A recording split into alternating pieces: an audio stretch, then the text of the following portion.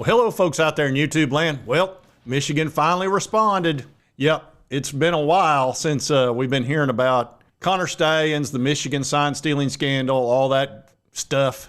And Brett Bielema is definitely not buying it, nor a lot of other people. But we do have some leaked information. Ross Dellinger has reported on it. They did finally respond to the NCAA notice of allegations.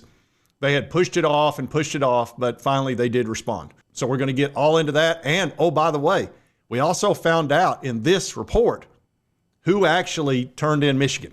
I wonder who that can be. Which is very interesting. It's not who you think. And this report's by Ross Dellinger, who is one of the most credible reporters out there. So you can pretty much know that this has been fully checked. It says Michigan's fighting the allegations of the sign stealing saga, etc. And it talks about Sherrone Moore's deleted messages, which are really, they're problematic because he's the current head coach. You know, Harbaugh obviously isn't. It talks about how it's going to be a long, bruising fight over the allegations. And what it boils down to is they're going to hit them or try to hit them as a repeat violator, which makes it a lot worse. That's why Michigan's fighting this so hard. I thought they should have already turned over whatever evidence they got, work out a negotiated settlement, give up the bowl game that they would have played in 2024, which falls into 25. They played Alabama. They'd already lost 5 ball games this year. You know, it was pretty obvious they weren't going to play in any type of playoff. So I would have punted that. I would have sacrificed that and said, you know, we'll give you a postseason ban right there and pay a big fine and all that. With NIL like it is, it's not like losing a bunch of scholarships is going to make that big a difference because Michigan's got a lot of money. So I would have already worked this out. But the problem is, you know, you got the Sherrone Moore situation, head coach and all that. There could have been a situation where they did the show cause and all.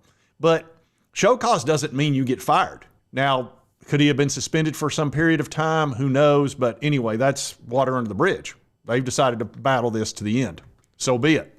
It says the university refutes many of the alleged rules violations and accuses the NCAA of grossly overreaching and wildly overcharging the program without credible evidence that other staff members knew of Stalions' illegal in-person scouting system.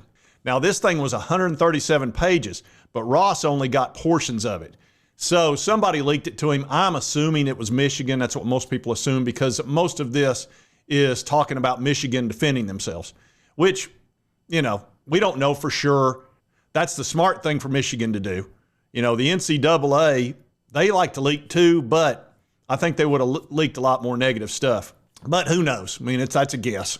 It says they will not enter a negotiated resolution with the NCAA over the wrongdoing or alleged wrongdoing. They're going to defend its former head coach, current head coach, and several staff members, and even Stallions. How about that? They're not going to throw anybody under the bus. The school says the sign-stealing system offered minimal relevance to competition and was not credibly proven by the NCAA investigators and should be treated as a minor violation. Okay. I kind of don't think that's how that's going to go. We'll see. It says the NCAA spokesman confirmed that the association has received their response but declined to provide additional details and refused to confirm the document that Yahoo obtained. A Michigan spokesman also declined comment. They talk about how the charges are without merit or credible evidence. The most important thing in here, though, and most notable in the document, it says, is an answer to the long-discussed question, who originally tipped off the NCAA to Stalions' scheme? Now, this is really, it's not really surprising. A lot of people thought this, but most Michigan people said it was Ryan Day's brother who turned in Michigan and had gotten information through illegal sources, et cetera, which obviously that's turned out not to be true based on this information in this story. So somebody spilled the tea and spilled it big time, and it turns out they were working at Michigan. So it was an inside source.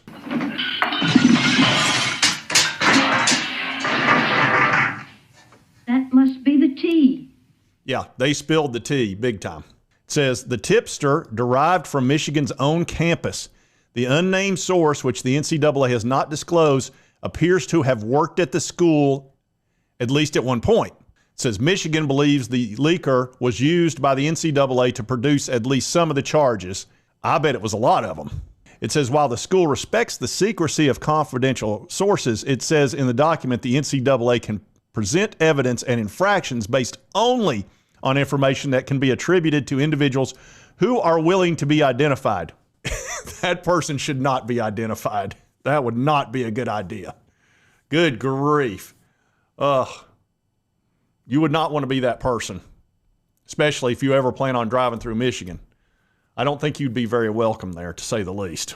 It says the case is now bound for a hearing before the Division I Committee on Infractions, the COI, which is a body charged with deciding infraction cases. They have the authority to set and conduct hearings and prescribe penalties. Michigan wants a pre-hearing conference to discuss the origins of the tipster and their role in the charges. It says it looks like there's going to be a hearing in the coming weeks that could be a lengthy fight similar to the one Tennessee waged against the NCAA in 2023 over recruiting violations. Now, that's a very different situation.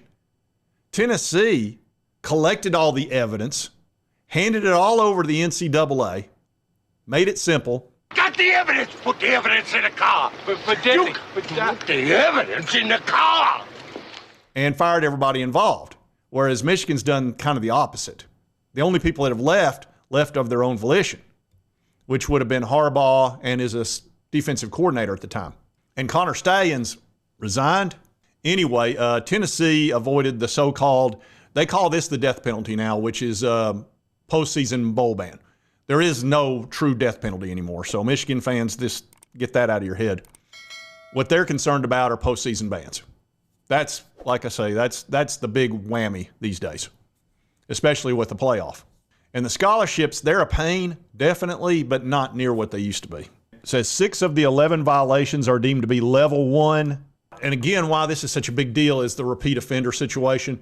Harbaugh, who has already received a 4-year show cause, he's not going to be able to coach in college football ever again. And I don't think he cares. I really don't. He's going to retire as a professional coach, and he's done when it comes to college. But the issue is Sherrone Moore, who already has been, hit by the NCAA over some recruiting violations, whereas this would be the double whammy. And this gets into Sherrone Moore's deleted texts. And of the numerous ones that were deleted, 6 of them related to Stalions and his scheme. One of them stands as the most serious and impactful for the current state of the program. Moore, who was the offensive coordinator at the time, he deleted 52 text messages on the very day that Yahoo broke the story. Michigan and Moore acknowledged the deleted messages. The school contends the texts were innocuous and not material to the investigation, and that Moore cooperated fully, even turning over his phone. The coach said that he deleted the messages in anger and frustration shortly after the bombshell news broke, suggesting that he did not want one person to receive all the credit for the work they had done. Sign stealer guy. So he deleted all the information on his phone. He said it wasn't to hide anything. It was just that I was just extremely angry of, the type of person that would do that to this program and these kids. Okay. One of the texts, Stalions describes needing time to meet with the coach to discuss a juicy report for you on CSU, which was Colorado State, which they beat 51-7. Stalions sent Moore a single text about Michigan State's blitzing signals, rules, and tendencies. Michigan played Michigan State every year, and Michigan State never changed its signals, the document says. Stalions, in one text, suggests to Moore that Michigan should change its signals ahead of the Ohio State game. Moore responded that he'll think about it. And Stalions responded that Nebraska is screwed, a reference to the fact that he could easily decipher the Husker signals ahead of the Wolverines game. Michigan won that game 34-3. Moore told the officials that Nebraska used wristbands, so there were no signals to steal. And here's one where he sent a note to Moore that Central Michigan assistant coach Jake Costner planned to visit the facility to meet with Moore. Central Michigan opened the 2023 season with Michigan State, who Michigan regularly played. Stalions is believed to have attended that game while in disguise. In fact, CMU fired Costner last fall when the NCAA investigated the matter of Stalions' alleged appearance on the sideline. If you'll remember, Connor said he couldn't remember. Now, Connors was supposed to be able to immediately be able to decipher signs based on just his memory as much as anything. but he couldn't remember if he put on Central Michigan's shirt, hat, and was in disguise and wore glasses with special blue light to record, I guess. He couldn't remember if he did that, but he could remember hundreds and thousands of signs. Interesting. That's a funny memory. The NCAA accuses Stallions of engaging in in-person scouting of 52 games over those 3 years, many of them involving scheduled opponents of Michigan. And the school said, oh, well, Stallions only attended just one of those games, and that only 8 more were attended by a then Michigan staff member. Other games were attended by Stallions' friends and or family and did not violate NCAA bylaws. It also talks about a handwritten note was found on Stallions' desk where he said, as a reference to the plan of the Ohio State game, he said he's been focusing on them all year, plus watching every TV copy and Skycam. The university contends that this supports that much of Stallions' sign-stealing system came through legal avenues and not in-person scouting. So he did it through legal means. Well, then why'd you send all those people to those games? If you're just watching Skycam or TV, what'd you need to do that for? It's weird. Stallions also appears to have traded opponents' signal plans with other schools and received signal plans from opponents for others as well, including getting plans for Rutgers, Nebraska staff members for the signals of the Michigan State and UNLV.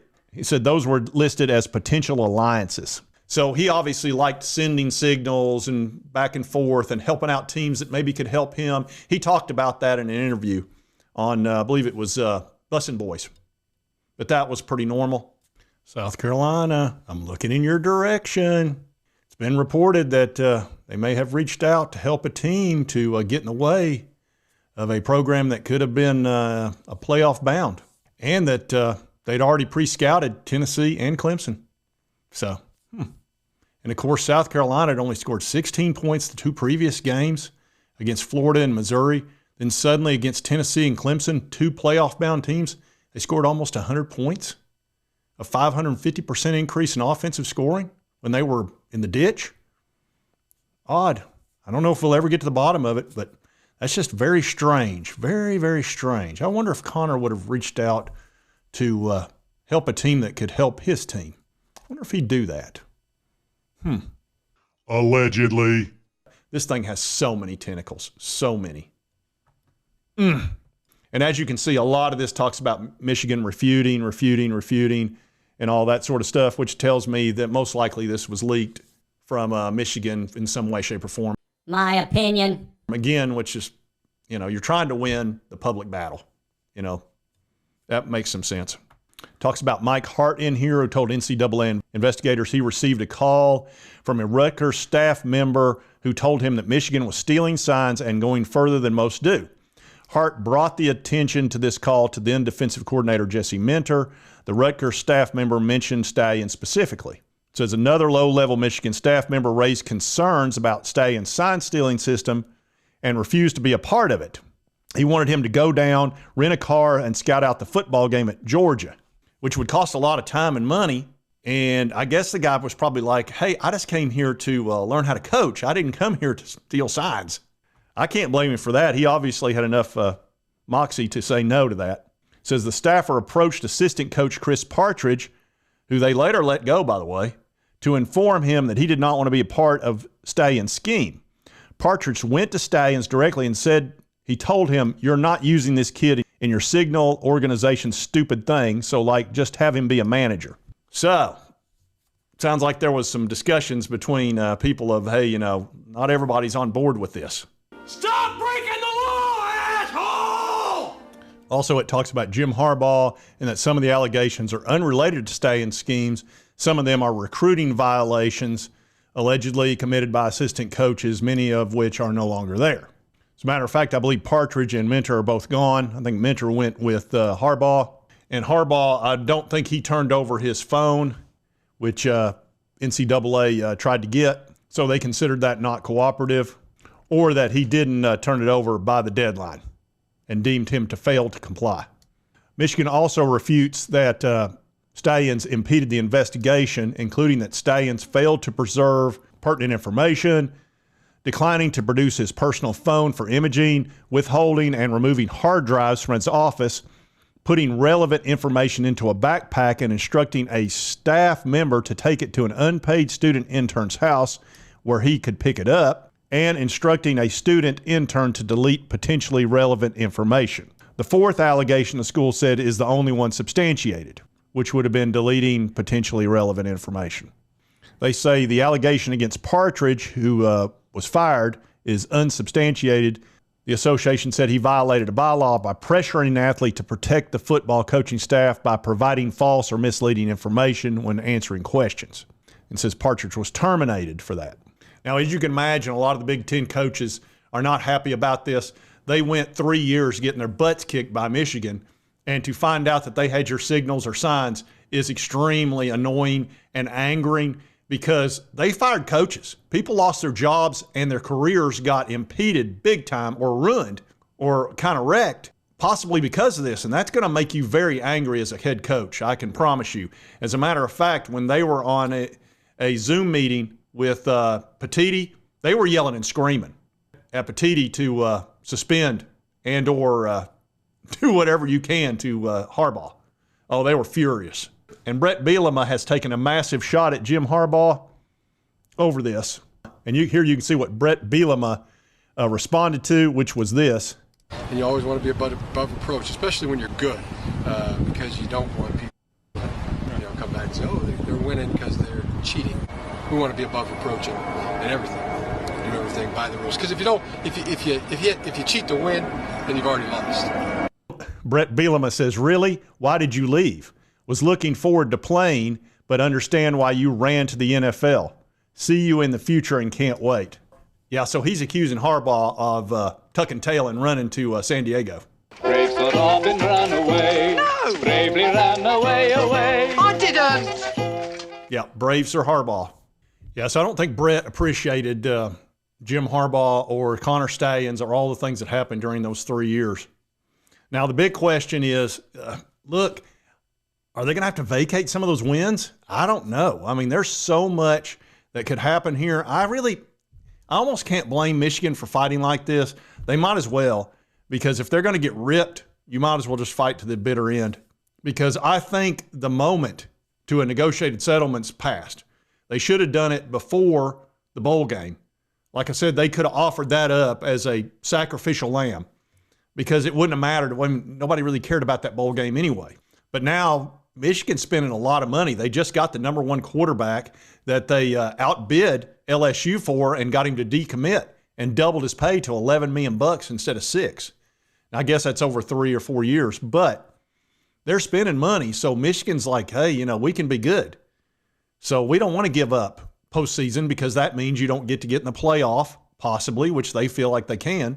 And what if it's a 2-year deal? That could really hurt them, because a lot of players want to play in that playoff and win a national title, or at least have a shot at it. So I think they missed their opportunity there. So, yeah, you might as well fight it out now. Just kind of see where it goes. It sounds like the NCAA's out to get them pretty good. And given the fact they've not cooperated, that's usually when the NCAA gets ugly. And especially given the fact that, they've been knocked in the dirt so many times over the NIL, this is the one thing they can still control, which is whether or not you're playing fairly. So I would expect them to be pretty aggressive. And obviously, the NCAA is going to respond to this. It's going to go back and forth, the infractions, committee on infractions, all that. This is going to take several months, probably 3 to 6 months before we really get to some sort of finish line on this. But at some point, they've got to come to some sort of settlement. Or the NCAA just lays the hammer down and that's it. And they'll just deal with the ramifications of it. But again, for the Michigan fans out there, the few that are watching this, you're not going to get any death penalty.